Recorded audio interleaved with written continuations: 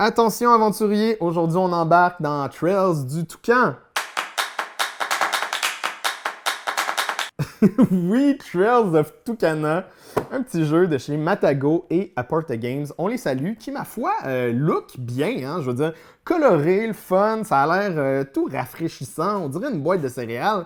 On tripe, c'est un flip and write ici auquel on a affaire, hein? Pas un roll and write, un flip and write, un peu à la welcome comme on s'en rappelle.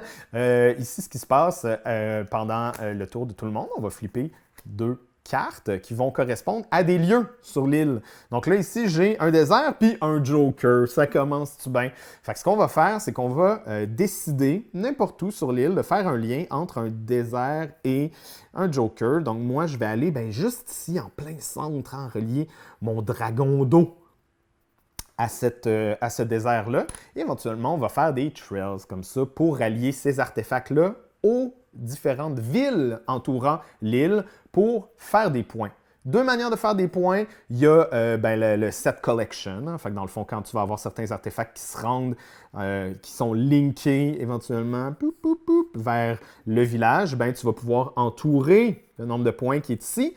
Et l'autre manière, c'est en faisant une petite course. Fait que si tu es le premier à faire le lien entre, par exemple, oh my God, mon A qui était ici, puis mon autre A qui était ici, si tu réussis à faire un lien entre les deux, tu vas prendre cette carte-là qui va te donner 3 points de victoire en fin de partie. Super cool. Si tu es moins de joueurs, tu vas avoir moins de bonus. Si tu es plus de joueurs, tu vas avoir plus de bonus en jeu. Puis c'est pas mal ça. Est-ce que j'oublie quelque chose? Non. Dans le fond, quand tu fais différents artefacts, tu vas pouvoir faire des lignes supplémentaires. Fait que quand tu réussis 2 fois les 2 dragons, j'ai une ligne de plus. Fait qu'éventuellement, tu vas avoir des bonus comme ça. Super simple, super easy going, puis super évident aussi. Je veux dire, tu te fais expliquer ce jeu-là, puis tu fais « Ah oui, ça va être le fun! » Je veux dire, ça peut juste être plaisant. Oui, puis non, dans le sens où, attendez, c'est que il y en a beaucoup de flip and write dans les dernières années, de roll and write aussi, hein, ça, on en a beaucoup.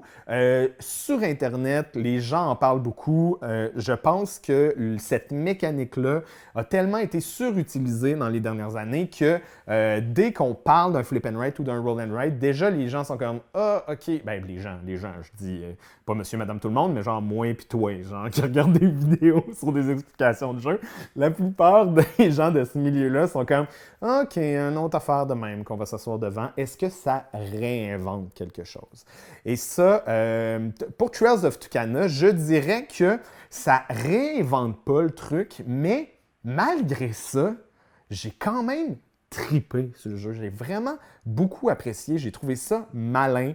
J'ai trouvé ça excitant. Fait que là, il faut qu'on décide, là. Faut qu'on décide, là. On va régler ça aujourd'hui dans la mini-critique.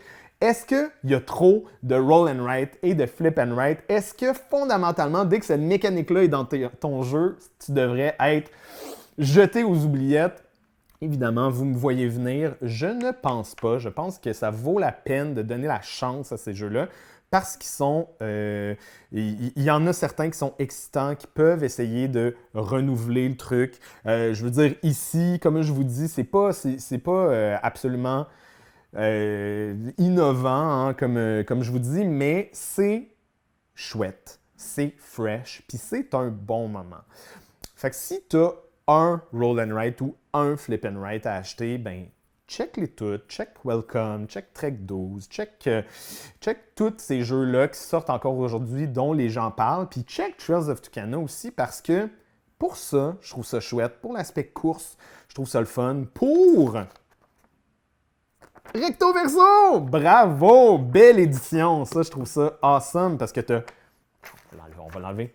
Isla Petite et t'as Isla Grande. Fait que t'as vraiment comme plus de combos pour une plus grosse game, pour de la rejouabilité. Je trouve ça brillant. Je trouve ça le fun. Il y a toujours des belles courbes d'apprentissage au niveau de ces mécaniques-là. Puis tu fais une première game, puis tu te grattes la tête, puis tu es comme « Ah, maudit, où c'est que je vais les placer, ces deux affaires-là? » Puis « Ah, il me faudrait vraiment 2 forêts. » Mais c'est quoi les probabilités que 2 forêts sortent, t'sais? C'est ça que le fun aussi d'un flip and write versus un roll and write, c'est qu'un roll and write, tu vas toujours avoir les mêmes affaires qui peuvent revenir. Tu sais, mathématiquement, tu pourrais juste flipper 2-1 du début à la fin de ta game. Ce serait weird. Je veux voir ça, mais ça se peut. Alors qu'ici, ben, tu sais, quand il n'y en a plus de forêt, ben, il n'y en a plus de forêt. Puis je pense que non seulement c'est une belle mécanique, mais c'est aussi un beau message qu'on peut lancer, un message politique. Je ne sais pas si c'était ça le but de Trails of Tucana, mais quand il n'y a plus de forêt, il n'y en a plus, tu sais. Recto verso. Faites ça, c'est nice. C'est toi de trouver l'épisode de jour du Popoche? Sonne la cloche! Sonne la cloche! On parle de jeu, like-nous, commande, suis-nous, ouais! Sonne la cloche! Sonne la cloche! Partage à tes amis, partage à ta mamie, ouais! Sonne la cloche! Sonne la cloche! Comment ton ouais, fais le mon kiki! Sonne la cloche! Sonne la cloche! Sonne la cloche comme quand Jésus a sonné à la porte pour aller souper chez Zachée.